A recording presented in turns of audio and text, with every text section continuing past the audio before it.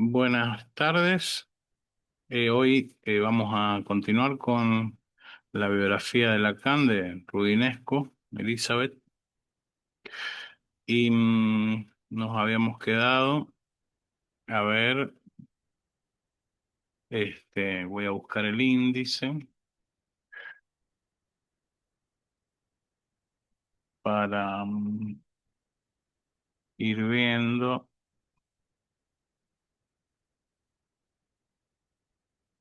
em,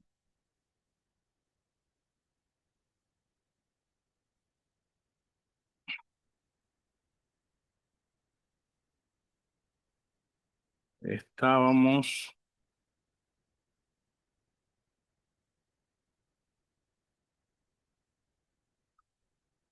estábamos por aquí, tercera parte.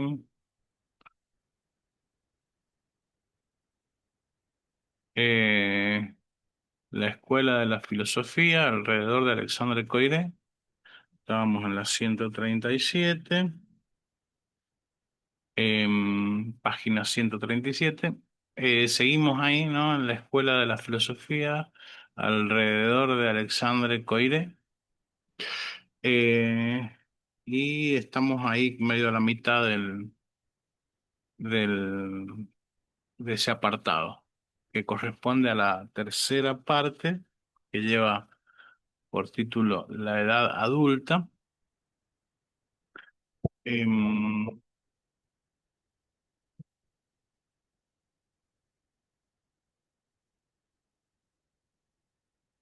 bueno,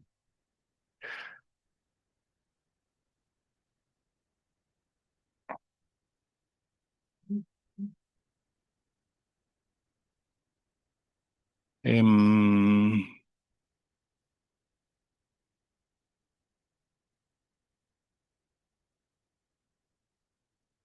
vamos a colocar aquí,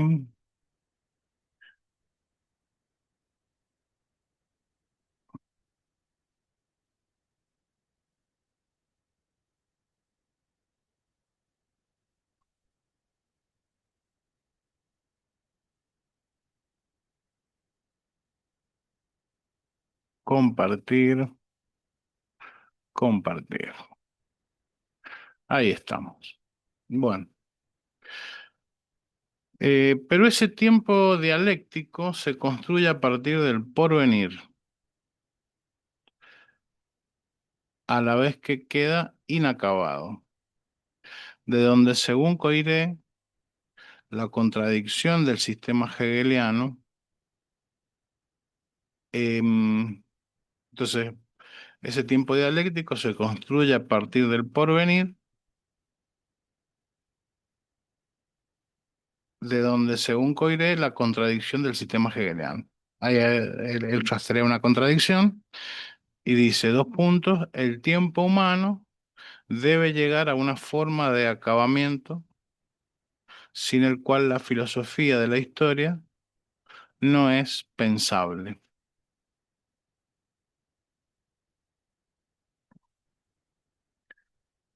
Claro, em, tiene que haber un punto final, a partir del cual la filosofía de la historia pueda ser pensada para que no vaya a venir. Esta es la idea del fin de la historia, ¿no? Que se puede deducir en ese libro de Fukuyama a partir de las tesis este, hegelianas, ¿no?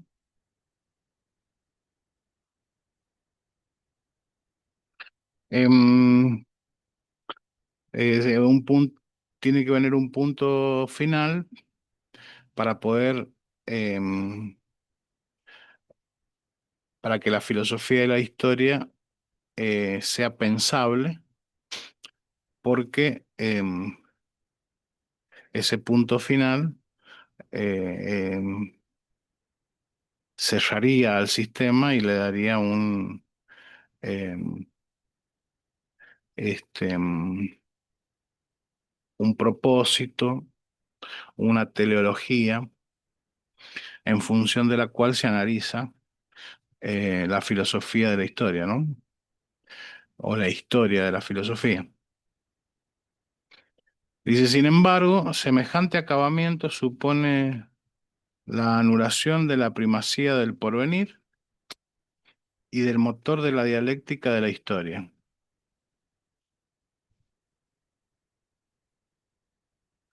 En consecuencia, para que pueda existir una filosofía hegeliana, es preciso que exista un posible acabamiento de la historia. ¿Es posible? Mm, no, entonces para que pueda existir una filosofía hegeliana, es preciso que exista un posible acabamiento de la historia. Esa sería la enunciación de una contradicción. Es posible que Hegel lo haya creído, es posible incluso que haya creído que era esa no solo la condición esencial del sistema, solo de noche inician su vuelo los búhos de Atenea, sino también que esa condición esencial estaba ya realizada, que la historia estaba efectivamente acabada y que solo por eso él había podido cumplirla. Era sobre la hipótesis del fin de la historia, es decir, de una visión del sistema hegeliano como toma de conciencia ajena del desmoronamiento del mundo antiguo y de la necesidad para la filosofía de encarnarse en el búho de Minerva. Como Coiré terminaba en 1933 su enseñanza sobre la filosofía hegeliana. La hipótesis hará fortuna. A su seminario del año, a su seminario de aquel año venían los fieles amigos Corbin, Koyev, Bataille, Keanu. Las discusiones eran vivaces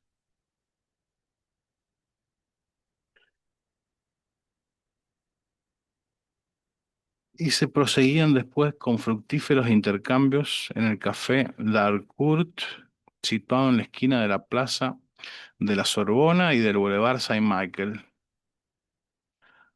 ¿Quién nos devolverá el L'Harcourt? Escribe Corbin, que encontré justo después de la guerra, transformado en una librería edificante y que se ha convertido ahora en un almacén de confecciones y de calzado.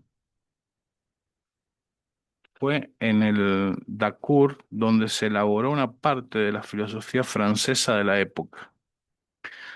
Hegel y el renuevo de los estudios hegelianos ocupaban allí un gran lugar. Alrededor de Coiré estaban Alexandre Koyev, Raymond Queneau, yo mismo, filósofos como Fritz Heimann, pues muchos de nuestros colegas israelitas habían escogido el exilio, y sus relatos deplorables nos informaban del curso de las cosas en Alemania. El tono subía a veces muy alto. Coyet y Heyman estaban en completo y total desacuerdo sobre la interpretación de la fenomenología del espíritu. Las confrontaciones entre la fenomenología de Husserl y la de Heidegger se repetían a menudo. Fue en ese clima de renuevo filosófico donde se creó por Corbin y Coiré la revista Recherche Philosophique.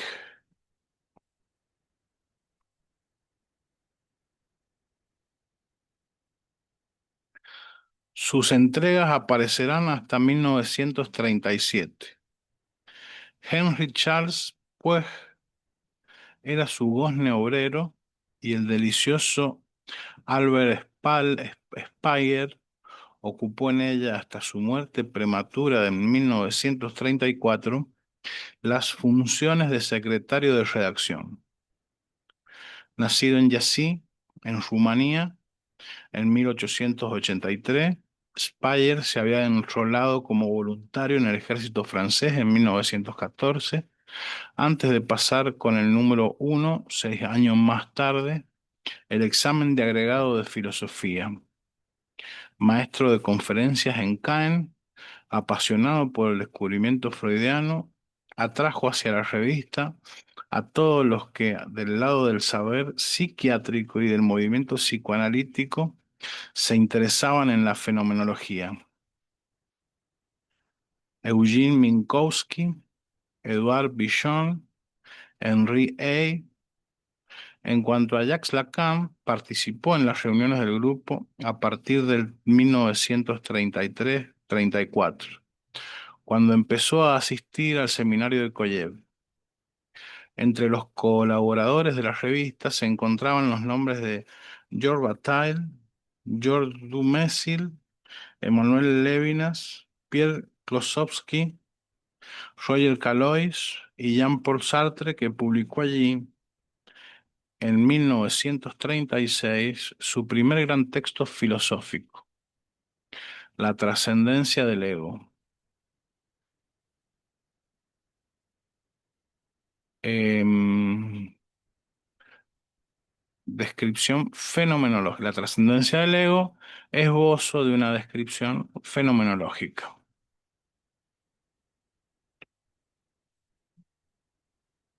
En una sesión de su seminario del año universitario 1960-1961, dedicado al banquete de Platón, Lacan contó una de sus entrevistas con Alexander Koyev. Aunque éste se había convertido en esa fecha en un alto funcionario de la política internacional, reservaba una parte de su tiempo para redactar por fragmentos su historia de la filosofía pagana en 3 volúmenes. Desde hacía 2 años había terminado el primero y trabajaba ahora en el siguiente. Por eso Lacan fue a interrogarlo. Koyev le habló de sus descubrimientos sobre Platón, afirmando no tener nada que decir a propósito del banquete. No había releído el texto desde hacía mucho tiempo. Subrayó de todas formas que todo el arte de Platón residía en su manera de ocultar lo que pensaba.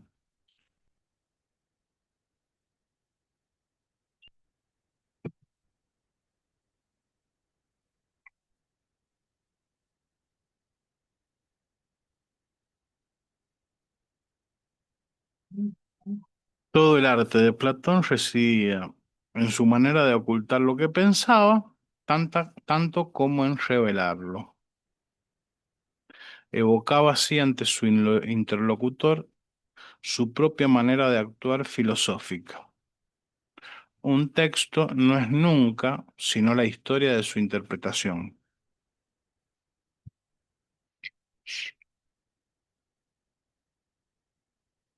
Y Koyev añadía a continuación en tono enigmático: Nunca interpretará usted el banquete si no sabe por qué Aristófanes tenía hipo.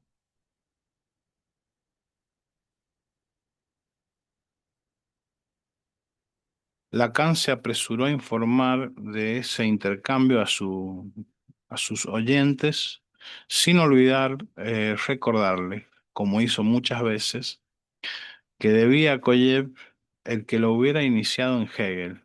Después, siguiendo sus pasos, se aplicó a comentar el hipo de Aristófanes.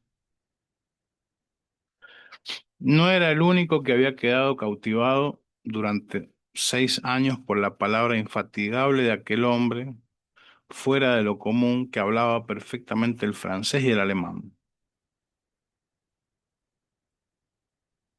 con un acento mitad eslavo y mitad borgoñés. En cada sesión de su seminario leía algunas líneas de la fenomenología del espíritu, después las traducía a la manera de un mago, buscando siempre, más allá del enunciado, la significación apenas velada del texto, a fin de hacerle vivir según el rasero de una absoluta modernidad, insolente y lleno de humorismo, narcisista y misterioso, arrebataba a sus oyentes por el tono irreverente de su voz, que parecía penetrar el fondo de las cosas con una seguridad en sí mismo y un poder retórico del que nadie se cansaba nunca. George Bataille quedó quebrado, machacado, clavado en mi sitio, y Keanu sofocado.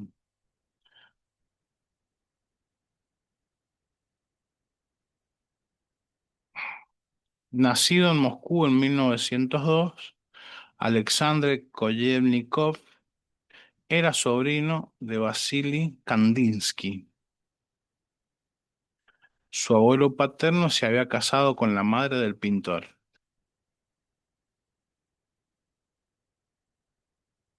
En cuanto a Vladimir, su padre, medio hermano de Vasily, murió en 1905 en un campo de batalla de Manchuria, durante la guerra ruso-japonesa, en la que fue derrotado el ejército zarista. De vuelta en Moscú, su madre volvió a casarse con el mejor compañero de armas de su esposo,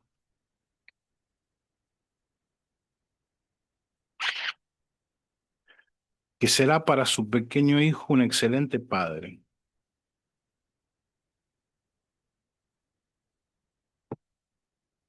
En el corazón de esa buena burguesía moscovita, cosmopolita, liberal y culta, el adolescente Koyev tuvo el privilegio de hacer brillantes estudios en el Liceo Medvednikov y de residir en el barrio de Arbat.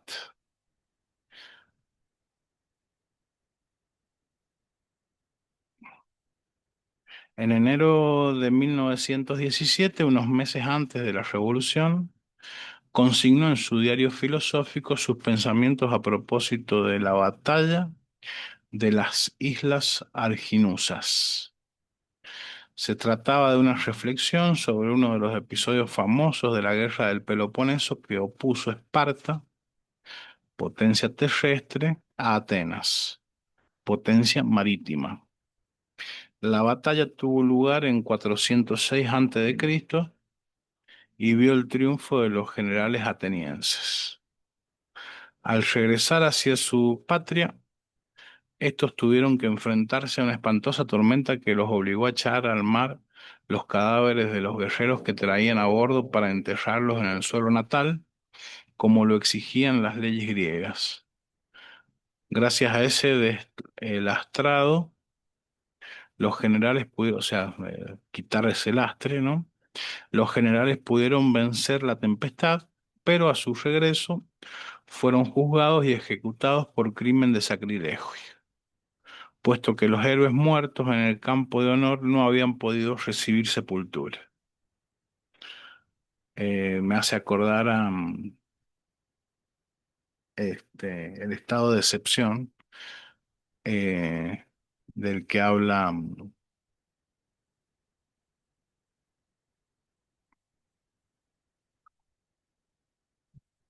los posmodernos, los biopolíticos, eh, Agamben, eh, aquí se da algo parecido, ¿no? Si no si no los tiramos al mar a los héroes muertos en el campo de batalla, no podemos llegar a nuestras tierras. Pero si los tiramos al mar, llegamos a nuestras tierras y nos condenan a muerte, ¿no? Em, dice,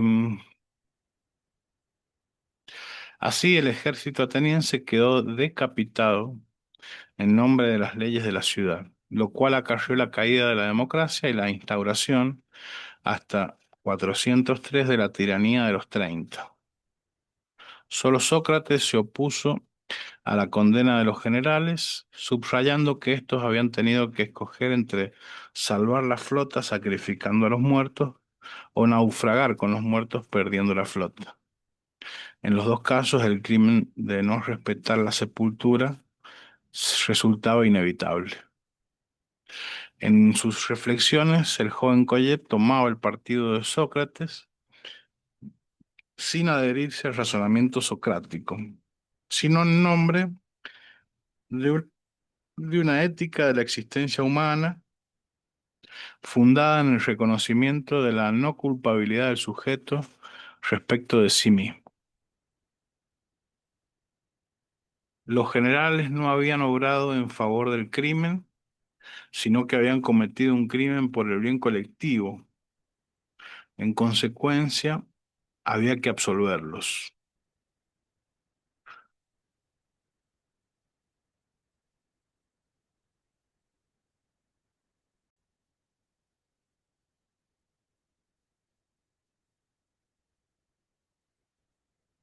En sus reflexiones, el joven Koyev tomaba el partido de Sócrates sin adherirse al razonamiento socrático, sino en nombre de una ética de la existencia humana fundada en el reconocimiento de la no culpabilidad del sujeto respecto de sí mismo. Los generales no habían obrado en favor del crimen, sino que habían cometido un crimen por el bien colectivo. En consecuencia, había que absolverlos. Bueno, aquí se da, eh, me parece, que hace eh, una rima con la propuesta de Lacan de la no culpabilidad subjetiva, la no responsabilidad subjetiva. Em, y acá dice, en el reconocimiento de la no culpabilidad del sujeto respecto de sí mismo. En el caso de la propuesta de Lacan es porque hay determinaciones inconscientes, bueno, hay una escritura que determina al sujeto a determinadas acciones, gestos, voluntades, de las cuales no hay responsabilidad subjetiva, ¿no? Em,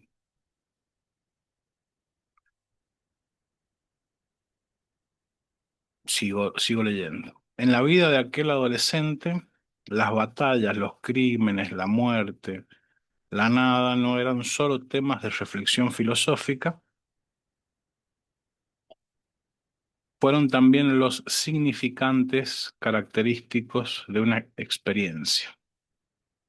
12 años después de haber perdido a su padre en un campo de batalla, Collet vio morir a su padrastro, asesinado por una banda de saqueadores en julio de 1917 en su casa de campo. Un año más tarde, en Moscú, era encarcelado por el poder bolchevique por haber hecho mercado negro con unos camaradas del liceo.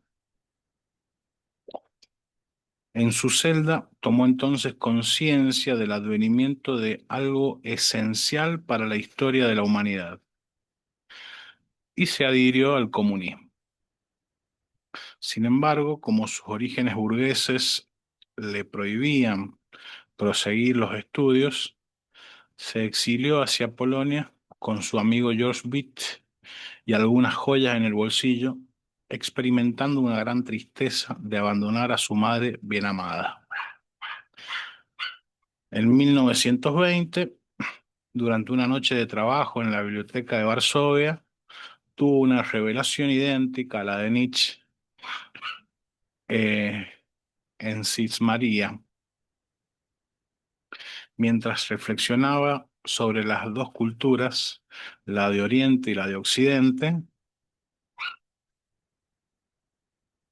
vio oponerse a Buda y a Descartes. El uno aparecía frente al otro como la ironía del cogito, es decir, como el desafío de lo inexistente lanzado a la ontología del ego. Bueno, este, lindo puente, ahí no Buda, Descartes. Em, em, el pensamiento versus la iluminación em, en eh, en la disolución del ego y del deseo, ¿no? Dice, es decir, como el desafío de lo inexistente lanzado a la ontología del ego. Lo inexistente del lado del Buda, la ontología del ego del lado de Descartes, ¿no? Koyev tenía allí su primera experiencia de la negatividad. Pienso, luego yo no soy, concluyó de ella. Llegado a Alemania, se inscribió en la Universidad de Heidelberg, prefirió los cursos de Jaspers a los de Husserl, se inició en el sánscrito, en el tibetano y en el chino, y empezó sin éxito a leer a Hegel. Cita, leí 4 veces y de cabo a rabo la fenomenología del espíritu. Me encarnizaba, no entendí una palabra. En 1926, definitivamente instalado en París, se hizo amigo de su compatriota Alexandre Coiré en condiciones bastante divertidas. Como era amante de Cecil Sutak, mujer del hermano menor de Coiré, este último, a petición de su esposa, fue enviado ante el culpable con la misión de sermonearlo furiosamente. Pero cuando regresó a su casa, tenía en los labios una deliciosa sonrisa. Ese hombre, dijo a su mujer, está mucho mejor que mi hermano. Y Cecil tiene razón. Le gustó para cuñado, ¿no? Eh, o sea, no, no para cuñado, sino que le gustó como pareja de Cecil, en reemplazo de su hermano, ¿no? Alumno apasionado de los cursos de Coiré, Collet fue pues iniciado en el redescubrimiento de Hegel, frecuentando con Corbin y Bataille el famoso Café de Kurt y al grupo de la revista Recherche Philosophique. Y cuando Coiré se vio obligado a abstenerse a fines del año 33,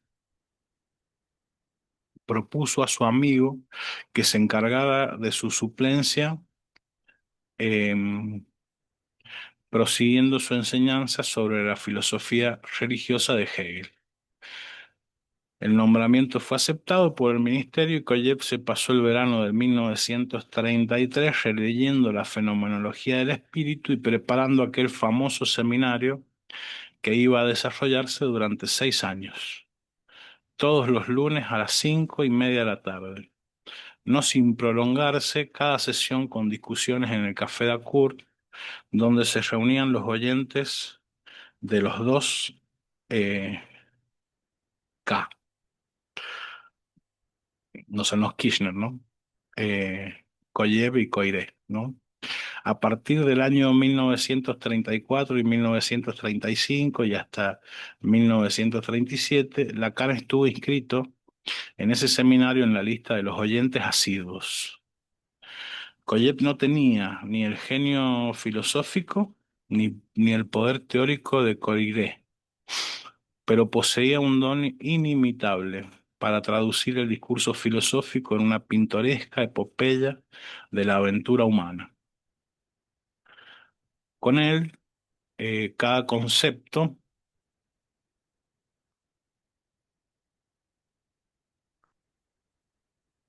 salía del panteón de la pura abstracción para encarnarse en personajes alegóricos salidos derechamente de las novelas de Dostoyevsky o de Gogol, y remitía a la trama ordinaria de una actualidad concreta. Mientras el orador se identificaba unas veces con Sócrates, otras con un general ateniense, la conceptualidad hegeliana descendía a los campos de batallas de la historia contemporánea, pues al hablar del espíritu, de la conciencia de sí, del saber absoluto, el reconocimiento del reconocimiento del deseo, de la satisfacción, de la conciencia desdichada o de la dialéctica del amo y el siervo, el amo y el esclavo, Koyev hablaba en realidad de los acontecimientos que habían marcado su adolescencia y la de sus oyentes, acontecimientos sobre los que aquellos hombres del lunes por la tarde se interrogaban juntos para medir sus consecuencias, prolongando después sus discusiones una parte de la noche. Así, el comentario socrático de la fenomenología del espíritu servía para expresar, en el lenguaje de una especie de folletín literario, la angustia de toda una generación, quebrada por el ascenso de las dictaduras, obsesionada por la perspectiva de una guerra, seducida finalmente por el retorno del nihilismo, ya fuese bajo la forma de una apología nietzscheana del superhombre o de un culto heideggeriano del ser para la muerte, gran negatividad de todo progreso humano. Coiré había adelantado la idea de que la lengua hegeliana rompía con la tradición académica al utilizar vocablos corrientes y había emitido la hipótesis del fin de la historia como posible existencia de una filosofía hegeliana. Sobre esa estela, Koyev hizo pasar en su comentario esa transmutación de la filosofía en lengua concreta y tomó a la letra la hipótesis de Coiré. En dos ocasiones, en octubre de 1806 y en mayo de 1807, Hegel había expresado su admiración por la epopeya napoleónica. Cita: "He visto al emperador, esa alma del mundo, salir de la ciudad para ir a hacer un reconocimiento. Mi obra queda por fin terminada en la noche que precedió a la batalla de Jena". Apoyándose en esas dos observaciones, Koyev tuvo la revelación de la significación profunda de la posición hegeliana. La obra había sido escrita en circunstancias que eran las del fin de la historia. Releí la fenomenología del espíritu, otra cita, ¿no? Releí la fenomenología del espíritu y cuando llegué al capítulo 6, entonces comprendí que era Napoleón. Comencé mis cursos, no preparaba nada, leía y comentaba, y todo lo que decía Hegel me parecía luminoso. Todo esto está ligado al fin de la historia. Es chistoso, Hegel lo dijo, yo expliqué que Hegel lo había dicho y nadie quiere admitirlo, que la historia está conclusa, nadie lo digiere. Yo expliqué que Hegel lo había dicho y nadie quiere admitirlo, que la historia está conclusa, nadie lo digiere. A decir verdad, yo también pensé que era una pamplina, pero después reflexioné y vi que era genial. Esa certidumbre del fin de la historia, Koyev la completó en una conferencia de diciembre de 1937, dada en el Colegio de Sociología, en la que declaró que Hegel había visto con justeza, pero que se había equivocado en un siglo, El hombre del fin de la historia no era Napoleón, sino Stalin.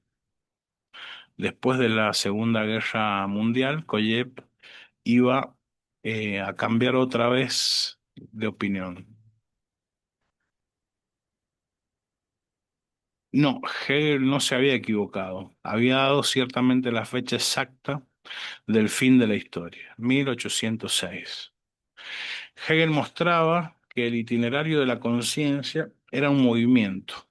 Para que ésta se hiciera espíritu era preciso que aceptara desaparecer como sujeto de certidumbre, a fin de dejar lugar al trabajo del espíritu en cuanto verdad sin sujeto. De este movimiento daba una interpretación antropológica marcada por la doble lectura de Marx y de Heidegger. Se trata para él de poner en escena una teoría del hombre histórico como sujeto anonadador, que ejerce su negatividad a través de las formas conjuntas de la lucha y del trabajo,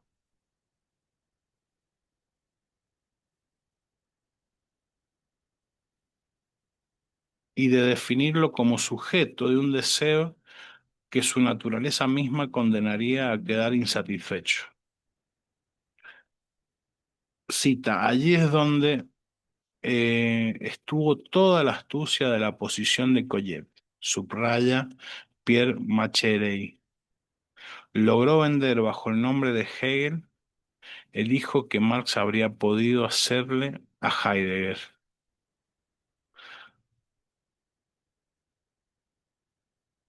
Esa lectura de Hegel, tomando nota de un fin de la historia a través de un comentario alegórico de la famosa dialéctica del amo y del esclavo, cuya formulación retomará Lacan, desembocaba en la idea de una posible abolición del hombre mismo, pues después de haber definido a éste bajo la categoría de la insatisfacción y de la negatividad, Collet venía a negar a la vez esa insatisfacción y esa negatividad a fin de hacer advenir al hombre a un estatuto de sabio o de golfo desocupado. Así se cumplía realmente el verdadero fin de la historia.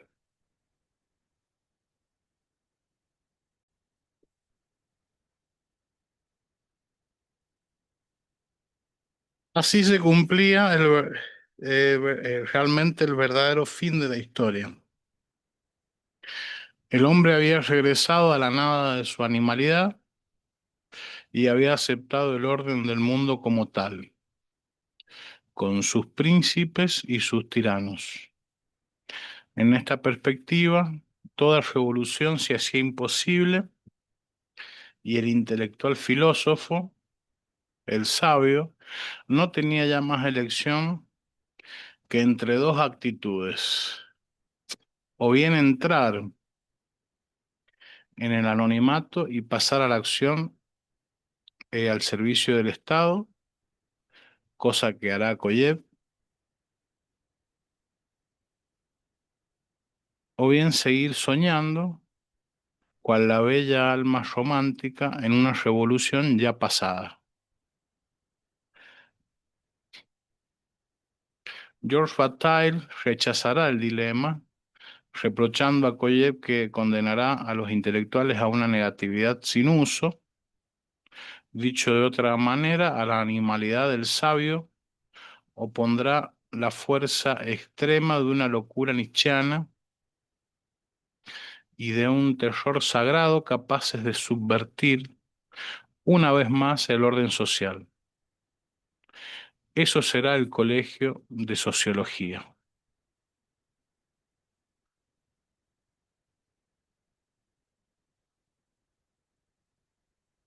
Hemos mostrado ya hasta qué punto la enseñanza de Koyev fue determinante para la evolución de Lacan y especialmente para su salida fuera de la relación transferencial negativa respecto de Lowenstein. No solo esa enseñanza lo llevó a una lectura de la obra hegeliana, que seguirá siendo siempre en él de inspiración cogeviana, coyeviana, sino que lo inició en un modo oral de transmisión del saber, que tomará como modelo durante toda su vida. También él reinará sobre una generación intelectual a través de las palabras dispensadas en el seno de un seminario centrado en el comentario del texto freudiano. También él gozará de la ayuda de un escriba para transcribir su verbo, y también él ocupará un lugar paradójico en el seno de la Universidad Francesa, a la vez marginal y perfectamente integrado. Pero esa enseñanza confrontará también en él ese nihilismo cuyos valores había adoptado ya durante su adolescencia mauthasiana. En este punto, Lacan será a la vez más conformista y más terrorista que el sabio coyeviano, el cual, en su aceptación del mundo, no descuidará nunca seguir creyendo en un posible heroísmo del hombre, aunque fuese al servicio del estado de cosas. Ahora bien, Lacan, por el contrario, cultivó hasta el más alto grado los ideales del nihilismo de la Belle Époque, que, meciendo sus años de juventud, le había permitido escapar a la nada de su universo familiar sin inculcarle por ello un verdadero deseo de cambiar el orden social o de oponer a éste una resistencia cualquiera cuando se presentó la ocasión. De donde una formidable propensión a reivindicar la omnipotencia del yo contra la de Dios, de la colectividad o del Estado, a reserva de querer después quebrar su estructura, de donde también el arte soberano de cultivar el pesimismo, el hastío, la decadencia o el odio a todo heroísmo, en nombre de una constatación lúcida del rebajamiento hasta la abyección de la función occidental de la paternidad, de donde finalmente la voluntad de dotar a la subjetividad humana de una modernidad capaz de rivalizar con el avance de la ciencia bajo su forma más totalizante. Y no es casualidad si la admiración dedicada a Maurras no fue en Lacan sino la apariencia de otra clase de apego literario que lo empujaba hacia León Bloy, profeta por excelencia de la ultranza verbal y de la desmesura prometeica, que estigmatizaba las luces de la revolución y de la libertad para oponerles un catolicismo fanático, alimentado de las locas inspiraciones de la tradición exegética. En la imagen de aquel gran personaje de la literatura parecía condensarse como un espejo toda la ambivalencia del nuevo maestro francés del freudismo, constantemente invadido por la exaltación de un yo que lo arrastraba tan pronto a la negatividad de su ser como a la ilusión de una satisfacción por fin conquistada. No nos asombrará que el culto del exceso en Lacan o la identificación siempre exigida con un modo paranoico del conocimiento, en la que coincidía con la fascinación de Bloy por la locura femenina, hayan tenido como contrapartida constante un apego visceral y casi fetichista al dinero, y la posesión de objetos, libros preciosos u obras de arte. Tal era pues aquí, en el impulso de una captación de la filosofía por su contrario, la alienación y el fetichismo, el modo de ser lacaniano de una negatividad sin uso, que a fuerza de irrisión correrá el riesgo de rozar la estafa, pero que servirá también de armadura a un verdadero sistema de pensamiento. Mira, vos le gustaba, eh, por un lado el dinero y por otro lado tener cosas de valor, ¿no? Como libros exóticos.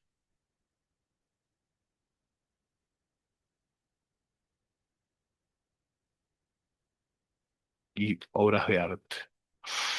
Dice, la primera huella de la evolución intelectual de Lacan consecutiva a la frecuentación de los filósofos y del seminario de Koyev se encuentra en la enseñanza que hizo en 1935 del libro de Eugene Minkowski, El tiempo vivido, estudios fenomenológicos y psicológicos, para la revista Recherche Philosophique, sin dejar de rendir homenaje a la obra de aquel maestro de la psiquiatría fenomenológica, cuya obra había sido tan importante para su formación. Lanzaba una formidable andanada contra el conjunto del saber psiquiátrico de su época, el conjunto de de las comunicaciones hechas en las sociedades científicas oficiales, escribía,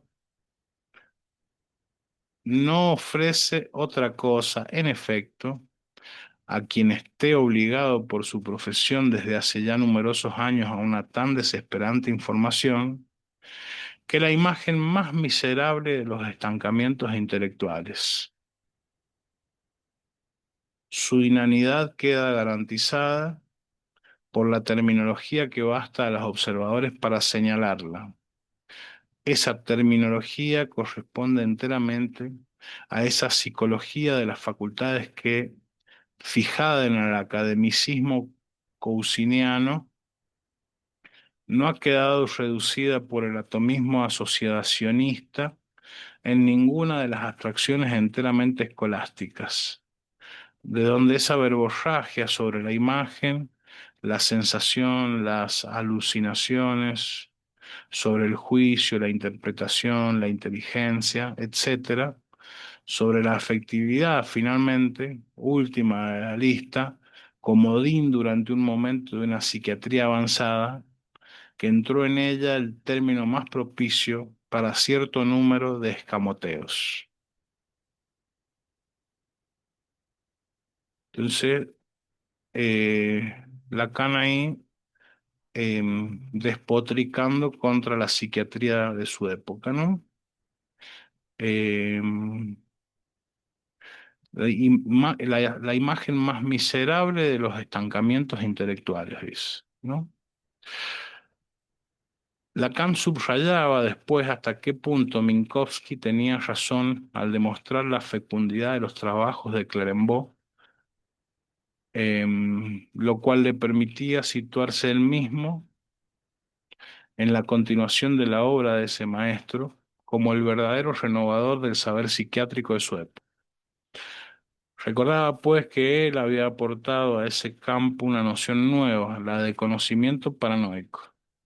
Finalmente, dando un súbito giro, explicaba cuáles eran los límites de la concepción fenomenológica en psiquiatría, para oponer a esta una lectura nueva de la verdadera fenomenología, la que de Hegel a Husserl y Heidegger había trastornado la historia de la filosofía. Lacan despachaba, pues, la fenomenología psiquiátrica de la que se había alimentado hasta 1932 para sustituirla por otra fenomenología salida de su frecuentación directa de la escuela francesa de los historiadores de la ciencia y de las religiones. En esa ocasión mencionaba por primera el nombre de Heidegger, mostrando con eso que estaba descubriendo su obra, al contacto de la lectura coyeriana de la fenomenología del espíritu. Aludimos aquí, cita, ¿no? Aludimos aquí a una de las referencias familiares de la filosofía de Martin Heidegger y sin duda los datos ya respirables a través del filtro de una lengua abstrusa y de la censura internacional de esa filosofía nos ha dado unas exigencias que se encuentran aquí mal satisfechas. El señor Minkowski, en una nota de la página 16, da testimonio de que ignoraba el pensamiento de este autor cuando ya el suyo había tomado su forma decisiva. Puede lamentarse, dada la situación excepcional en que lo colocaba su doble lectura, puesto que escribió, insiste aquí en ello, sus primeros trabajos en alemán, su doble cultura, que no le debamos la introducción en el pensamiento francés del enorme trabajo de elaboración adquirido estos últimos años por el pensamiento alemán. Así, Lacan se alejaba del medio psiquiátrico que, sin embargo, había reconocido su valor, claro, porque su tesis, la tesis de Lacan había sido bien recibida, ¿no? Pero pronto se apartaría de su propia tesis, ¿no? Así Lacan se alejaba del medio psiquiátrico que, sin embargo, había reconocido su valor para entrar en un nuevo círculo intelectual donde bebía ya la conceptualidad necesaria para la refundición que seguirá a sus años de silencio.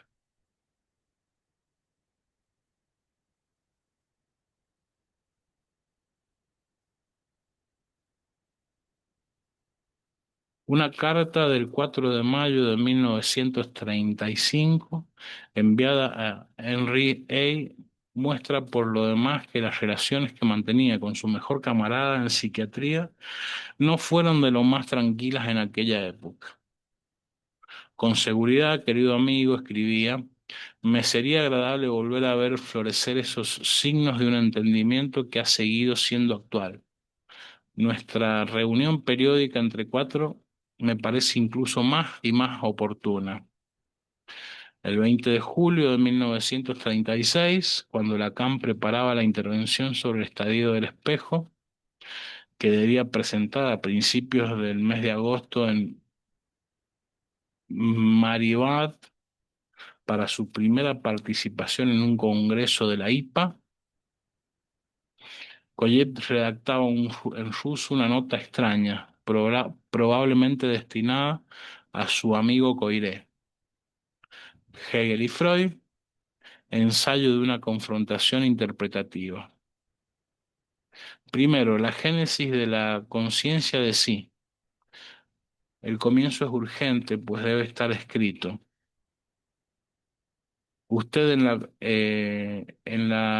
para usted en la colaboración con el doctor Lacan y publicado en Riches y con Philosophics. Una parte solamente de introducción está escrita. 6 párrafos que da una comparación entre Hegel y Descartes. No terminado. Hasta allí una especie de resumen. 15 más 1 páginas. Comenzado el 20. eh, bueno, es otro calendario, no sé cómo decirlo. Esa nota manuscrita no fue enviada a Coiré. Permaneció entre los papeles de Collet. Gracias a los documentos exhumados hoy por Dominique Auffret, biógrafo del filósofo, es posible comprender su significación. Aquel año Collet y Lacan emprendieron la redacción conjunta de un estudio que debía llamarse Hegel y Freud, ensayo de una confrontación interpretativa. Ese estudio debía estar dividido en 3 partes. Primero, génesis de la conciencia de sí. Segundo, el origen de la locura. Y tercero, la esencia de la familia, a lo cual se añadiría un capítulo titulado Perspectivas. Todo ello estaba probablemente destinado a una publicación en la revista Recherches Philosophiques bajo la autoridad de Coiré, ya sea que éste debiera simplemente revisar el texto, ya sea que se hubiese planeado que adjuntara su punto de vista. Lo que es cierto, en todo caso, es que la empresa quedó en estado embrionario. Solo Koyev redactó 15 páginas manuscritas de la primera parte, presentada como una introducción inacabada, en 6 párrafos con una página de notas, donde comparaba el cogito cartesiano con la conciencia de sí hegeliana. para mostrar que la filosofía no es otra cosa que el deseo de filosofar. Es en Hegel, escribía, donde el primer yo pienso de Descartes se convierte en el yo deseo, de donde nacerá finalmente yo deseo filosofar que revelará, al satisfacerse, el ser verdadero del deseo primordial.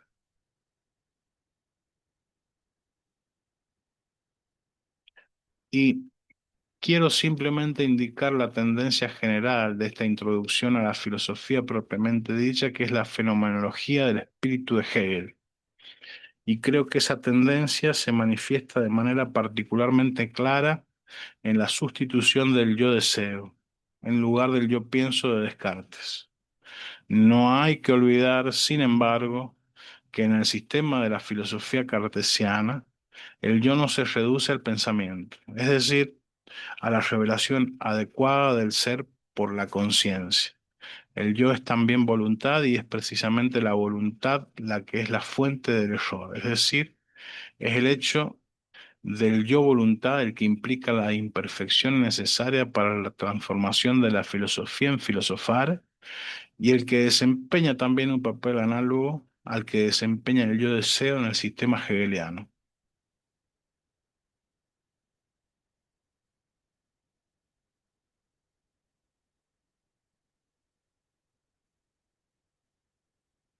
Para confrontar los dos sistemas son, pues, ante todo, esos dos conceptos análogos y, sin embargo, diferentes del yo, los que deberían confrontarse. Koyev comentaba así el paso de una filosofía del yo pienso a una filosofía del yo deseo, a la vez que efectuaba una decisión entre el le ye, pronombre sujeto inseparable del verbo, lugar del pensamiento o del deseo, y el le moi, pronombre del caso terminal y aislable, fuente de error. Em, Ahora bien, con toda seguridad, en el transcurso del trabajo común, Lacan debía tener como misión completar este texto situando la posición freudiana en una perspectiva análoga a aquella con la que Koyev había situado la posición de Descartes después de Hegel. En cuanto a las otras dos partes del ensayo consagradas al origen de la locura y a la esencia de la familia, debían ser objeto de una redacción del mismo tipo, confrontación a partir de Freud y de Hegel. Lacan no escribió nada y Koyev no fue más lejos, pero en las 15 páginas manuscritas que redactó para servir la introducción a esa génesis de la conciencia de sí, se observan tres de los conceptos fundamentales que serán utilizados por Lacan desde 1938.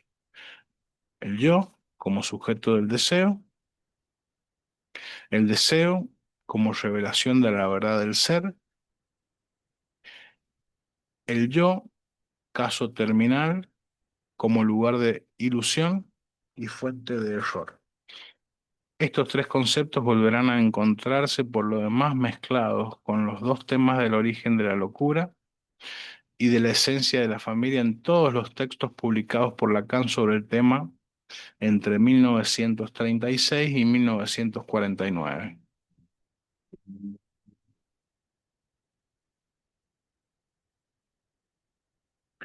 Lo mismo en Más allá del principio de realidad que en los complejos familiares, lo mismo en consideraciones propos sobre la causalidad psíquica que en la segunda versión del Estadio del Espejo.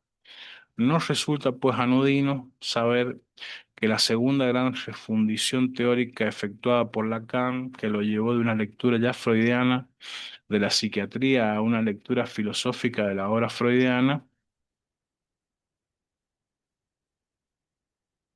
tuvo como matriz, claro, porque el deseo de filosofar ya em, em, del pensamiento al deseo del yo pienso, al deseo de filosofar, ya está Freud ahí presente, ¿no? Entonces, em, de una lectura ya freudiana de la psiquiatría a una lectura filosófica de la obra freudiana, tuvo como matriz original un proyecto de obra a dos voces en la que el maestro hegeliano de toda una generación integraba el saber de su alumno en un vasto conjunto fenomenológico centrado alrededor de una serie de interrogaciones hegeliano-freudianas relativas al deseo, al cogito, a la conciencia de sí, a la locura, a la familia y a las ilusiones del yo. Sin duda, nunca se dirá demasiado hasta qué punto la relación transferencial que dio acceso a Lacan al doble estatuto de analista y de maestro y guía se desarrolló al lado del diván de la avenida de Versalles, incluso en la negatividad de aquel diván, es decir, en un lugar radicalmente otro, donde operaba el trabajo de una dialéctica de la conciencia de sí, que hacía imposible toda integración a la positividad normativa de las instituciones oficiales del freudismo. Bueno, ahí hemos terminado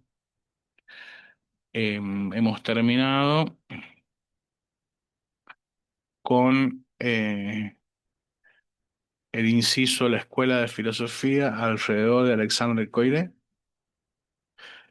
y nos queda empezar con Maribad para la próxima. Que va a ser el último apartado de la edad adulta y ya después estaríamos entrando en la cuarta parte, historias familiares.